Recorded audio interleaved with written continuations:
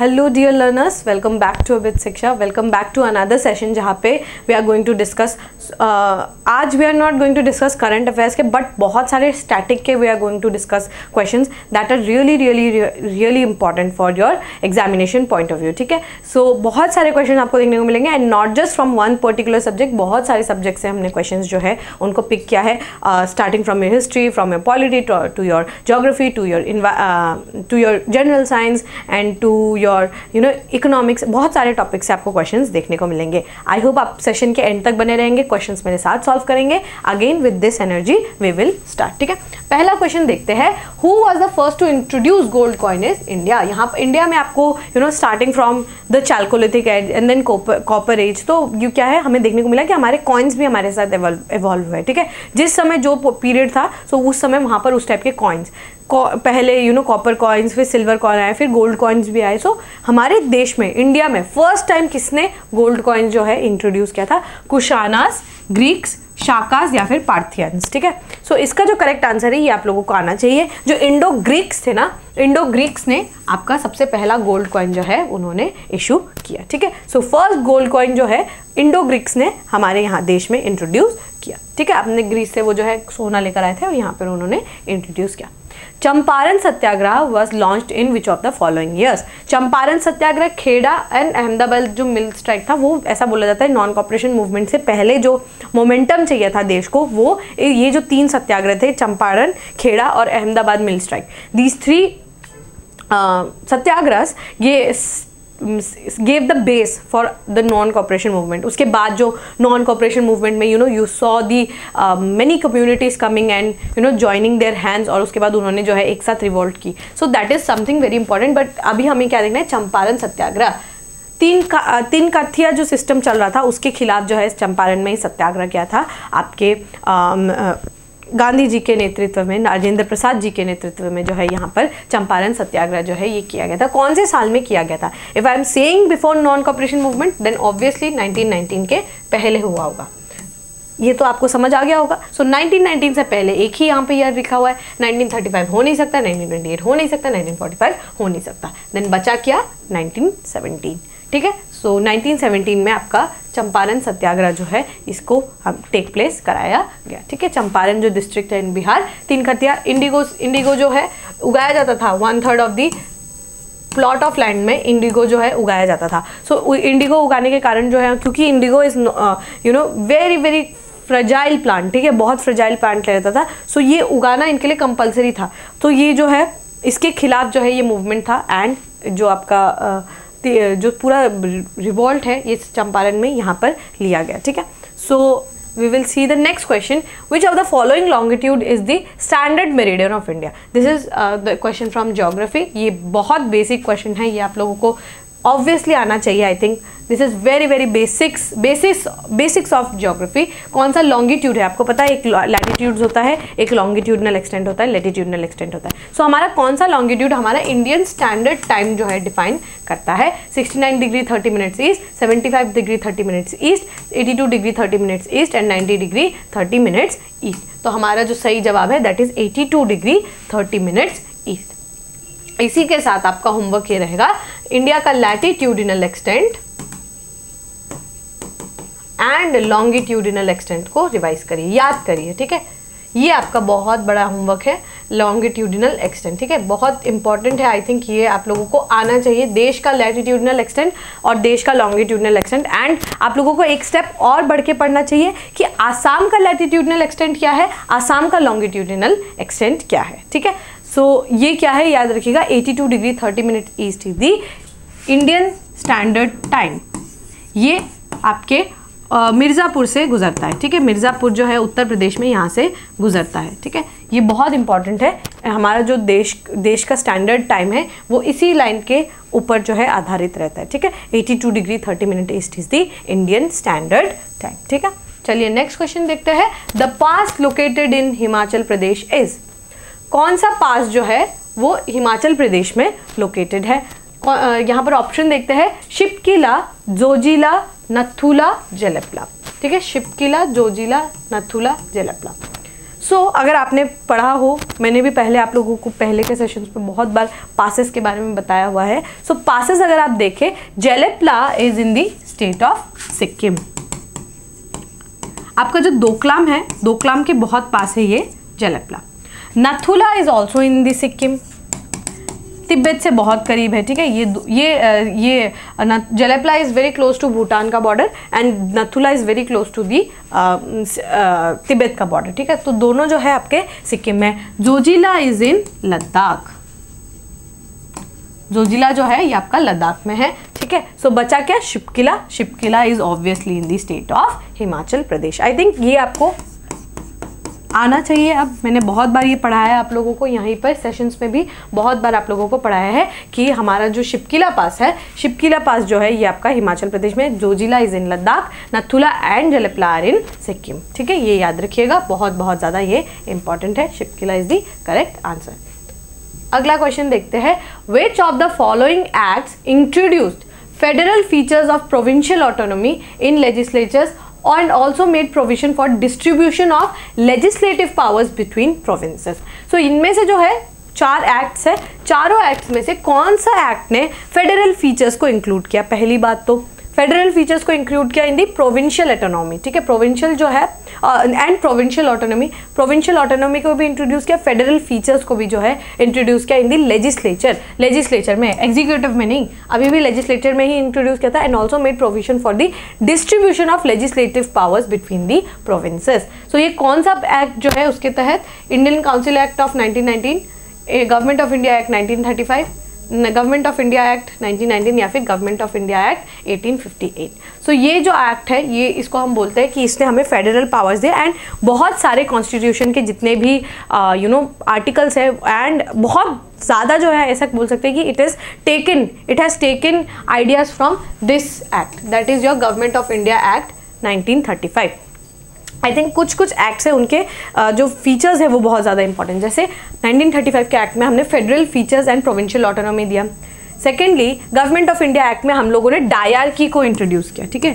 Dyarchy को हम लोगों ने इंट्रोड्यूस किया। जैसे 1909 के एक्ट में हम लोगों ने सेपरेट इलेक्टोरेट को इंट्रोड्यूस किया। सो दिस इज समथिंग जो आपको आना चाहिए। और 1858 में हम लोगों ने ब्रिटिश जो थे, दैट इज क्वीन का प्रोक्लेमेशन भी आप बोल सकते हैं, ठीक है, क्वीन प्रोक्लेमेशन। उसके बाद जो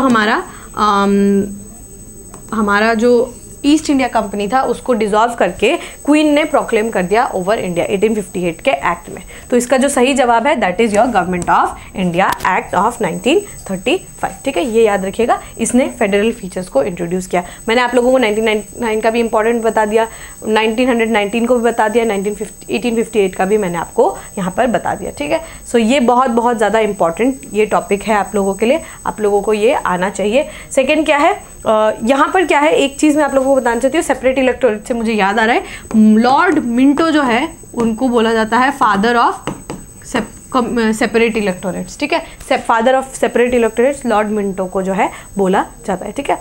और 1995 में इसको हम मॉन्टैग क्लेम्सफोर्ड भी हम बोलते हैं, ठीक है, क्लेम्सफोर्ड रिफॉर्म्स भी हम बोलते हैं, मॉन्टैग क्लेम्सफोर्ड जो रिफॉर्म्स है इसको भी हम बोलते हैं, ठीक है, 1919 के एक्ट को।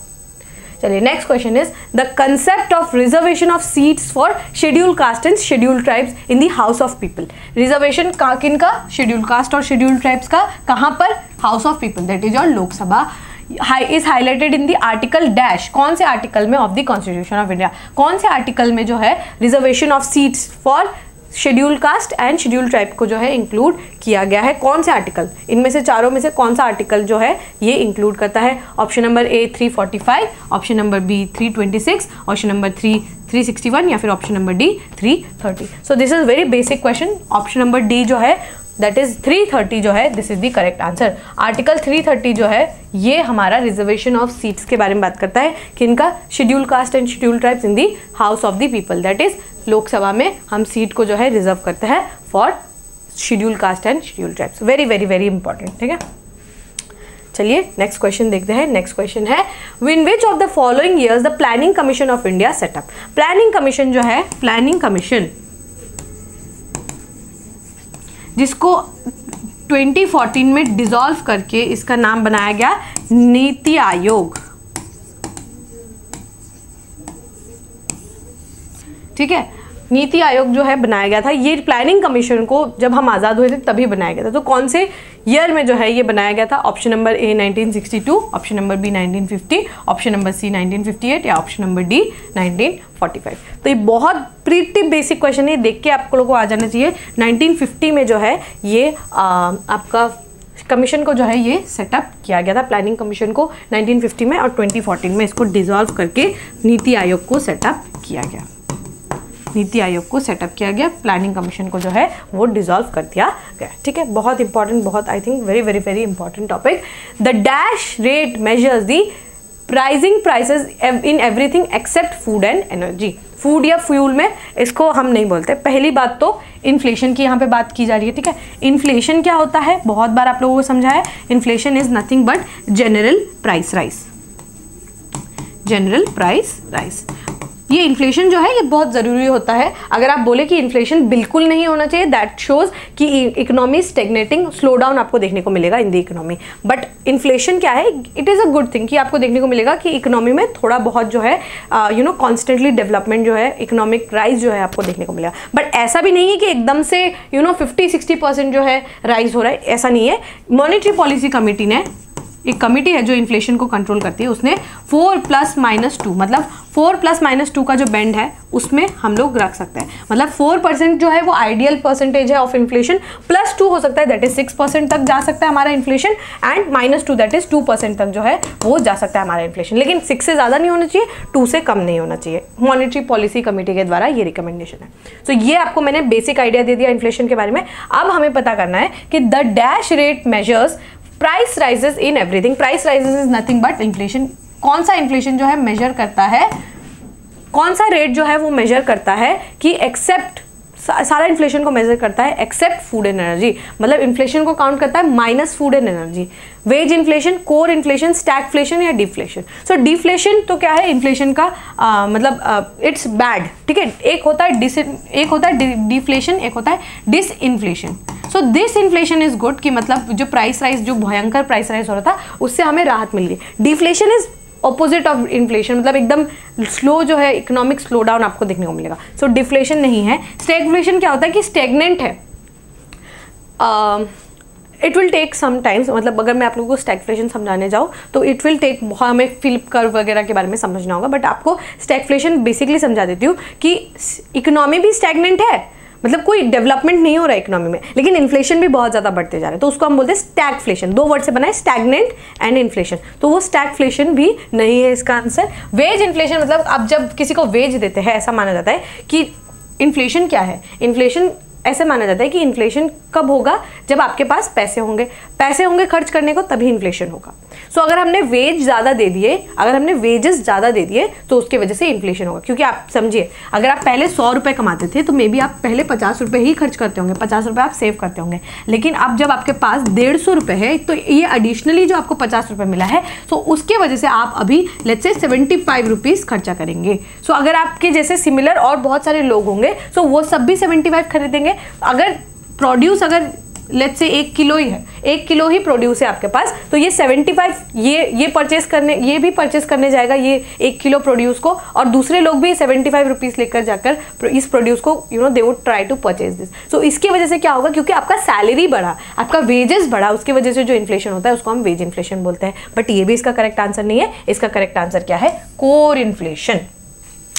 कोर इन्फ्लेशन क्या होता है? कोर इन्फ्लेशन ये मेजर करता है आपका फूड एंड एनर्जी को छोड़कर। ठीक है, अगर हम फूड और एनर्जी को अगर हम हटा दें फ्रॉम द इन्फ्लेशन, सो उसको हम बोलते हैं कोर इन्फ्लेशन। और अगर हम फूड और एनर्जी को अगर हम इंक्लूड कर दें, सो उसको हम बोलते हैं हेडलाइन इन्फ्लेशन। हेडलाइन इन्फ्लेशन याद रखिएगा। कोर इन्फ्लेशन क्या होता है? कोर इन्फ्लेशन रहता है minus the food and energy. Food और फ्यूल को हम छोड़कर काउंट करते हैं, और अगर हम फूड और एनर्जी को कैलकुलेट कर ले, that will be known as headline inflation. थोड़ा बेसिक्स मैंने आपको इकोनॉमिक्स का समझाने की यहाँ पे कोशिश की है। आई होप आपको समझ आ गया होगा। ठीक है, चलिए next question is which of the following diseases caused by a parasite. Parasite की वजह से जो है कौन सा डिजीज होता है? प्लाग, निमोनिया, गॉइटर या फिर मलेरिया। सो ये जो इसका सही आंसर है that is your malaria. Malaria क्या होता है, एक पैरासाइट जो होता है, एक मच्छर होता है, ठीक है। मच्छर का नाम क्या है, प्लाज्मोडियम। नहीं, मच्छर का नाम जो है वो मच्छर इज एनोफिलीज मस्कीटो, ठीक है, एनोफिलीज मस्कीटो। एनोफिलीज मस्कीटोस को एक पैरासाइट, एक वायरस जो है आकर इन्फेक्ट करता है। उस पैरासाइट का नाम क्या है, Plasmodium. This is a virus. ये प्लाज्मोडियम आकर, प्लाज्मोडियम वाइवेक्स भी हम बोलते हैं इसको, ये प्लाज्मोडियम क्या करता है, आकर इस एनोफिलीज मॉस्किटोज को अपना घर बना देता है, अपना पैरासाइट बना देता है। And now when these anopheles mosquitoes bite human being, malaria is caused, ठीक है। मलेरिया जो है इसके वजह से हो जाता है, ठीक है। सो मलेरिया इसका जो है सही आंसर रहेगा, ठीक है। आई होप आपको समझ में आया हो। प्लाज्मोडियम याद रखिएगा, plasmodium is the virus infectant and वो कौन सी मच्छर को काटता है, एनोफिलीज मस्कीटोज को। वो it inhibits the anopheles mosquitoes और एनोफिलीज मस्कीटोज हमें आके काटते हैं और हमें क्या हो जाता है, मलेरिया हो जाता है, ठीक है। Dash is generally called as milk sugar and is found in milk. किस टाइप का जो है इनमें से किसको मिल्क शुगर के नाम से भी जानते हैं, मिल्क में जो पाया जाता है, and it is found in milk, ठीक है। ग्लूकोज, फ्रुक्टोज, मैल्टोज या फिर लैक्टोज। तो आपने बहुत बार सुना होगा कि ये जो इंसान है, शी और ही इज लैक्टोज इंटॉलरेंट। मतलब क्या हुआ कि ये जो है लैक्टोज जो है इनको हजम नहीं होता है, ठीक है। सो लैक्टोज जो है ये नेचुरली शुगर में पाया जाता है, डेयरी में जो है पाया जाता है, और जनरली जो डेयरी प्रोडक्ट्स जो लोग कंज्यूम करते हैं जो लैक्टोज इंटॉलरेंट होते हैं, सो दे उनको जो है हजम नहीं होता, ठीक है। लैक्टोज इंटॉलरेंट वो रहते हैं, ठीक है। सो ये जो मिल्क में जो शुगर पाया जाता है उसको हम बोलते हैं लैक्टोज, ठीक है। याद रखिएगा, we call it as lactose. I hope आपको ये टॉपिक समझ में आया होगा। लैक्टोज इंटॉलरेंट वो होते हैं जो डेयरी प्रोडक्ट्स को कंज्यूम नहीं कर पाते, उनका बॉडी जो है रिएक्ट करता है, ठीक है, लैक्टोज को खाकर, इसीलिए हम उनको लैक्टोज इंटॉलरेंट भी बोलते हैं, ठीक है। All right, with this we have come to end of today's session. I hope आपको बेसिक्स जो मैंने थोड़ा समझाने की कोशिश की है वो आपको समझ में आया होगा। Do let me know in the comment section. We will meet in the next discussion. Till then study hard, take care and thank you.